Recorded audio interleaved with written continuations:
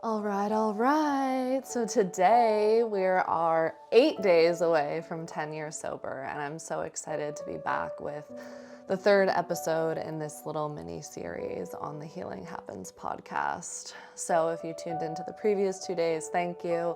If you're just joining us now, each episode really does stand on its own, but I highly encourage you to enjoy the full series at some point because there's lots of little nuggets of wisdom that I've picked up over my nearly 10 years sober in this series, and I'm really excited to be sharing it with you guys in this way. So today, we are going to talk about recovering out loud.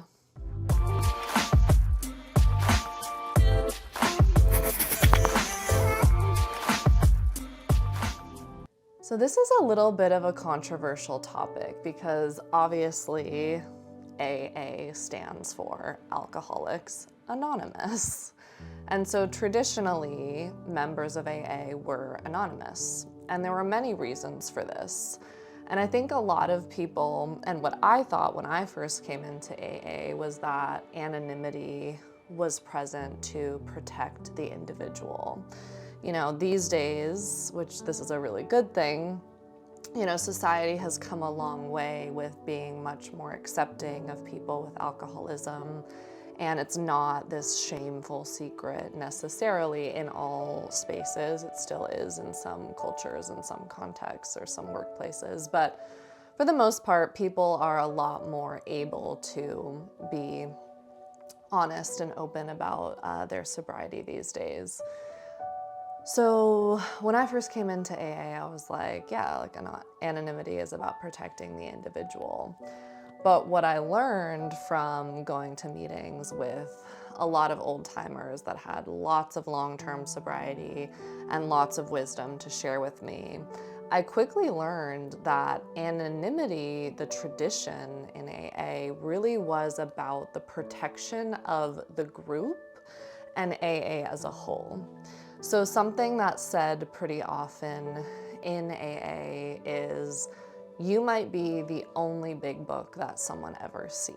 And the big book is the basic text of Alcoholics Anonymous. That's what we call it. And what's meant by that is, you know, we are living, walking representations of the program out in the world. And, you know, AA is meant to be a safe space for any alcoholic who desires to get sober to come and be a safe space to land for them to begin their recovery journey. And if I'm proclaiming all over town that I'm a member of AA and then I'm acting like a complete and total a-hole in my everyday interactions, I'm actually giving the program a bad name. And someone who otherwise might turn to AA for help might be deterred from doing so because they're like, I don't want to hang out in there with that, you know what, with those people who act like that.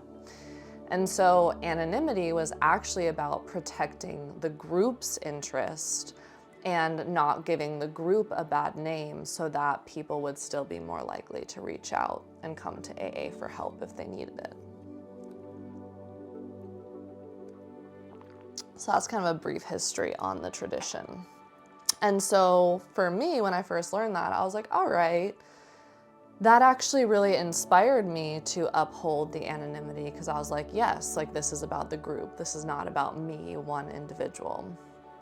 But throughout the years, and especially as I have started working in the field of somatic and spiritual healing, as I have started to work with clients doing somatic experiencing, breath work, you know, healing early childhood trauma, which I believe is the root cause of all addiction, which we'll get to in a later episode. But, you know, especially as I have started to work in this field, I have felt the call to be a lot more open with my journey and with my story of recovery, because you never know who it might impact and who it might help and who needs to hear it.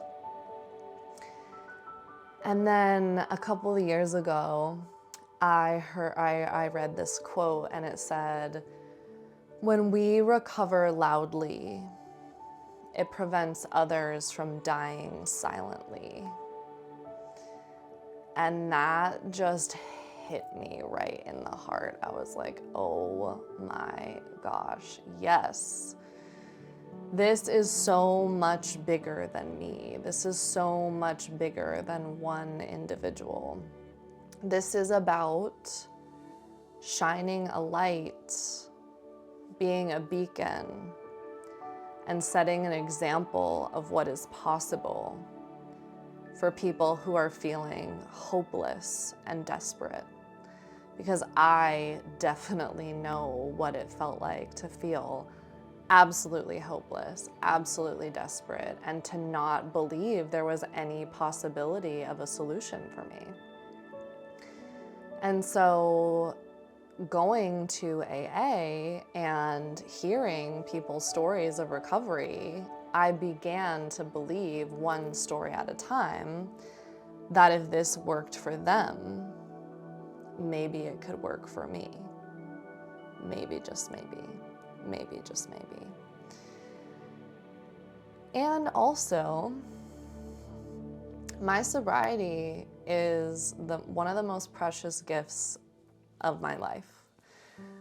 Everything good in my life today has followed from that one decision to get sober, and then all of the tiny daily decisions that I make day after day after day to stay sober and to stay on the path of healing and recovery. And so for me, I really believe in celebration. I believe in recovering out loud. I mean, I do pretty much everything else in my life out loud, you know? So I might as well recover out loud too. So if you are in recovery and you've been scared or ashamed to share your story or nervous about how it might be received, you just never know. Your story could be the exact medicine that someone needs to begin their journey in recovery. And back to my episode about total transparency before, the more transparent we are about every aspect of our lives, the more freedom we have, the less shame we carry.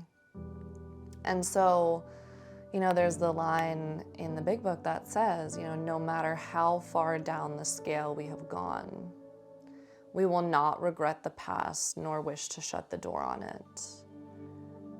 But we will find how our experience can benefit others.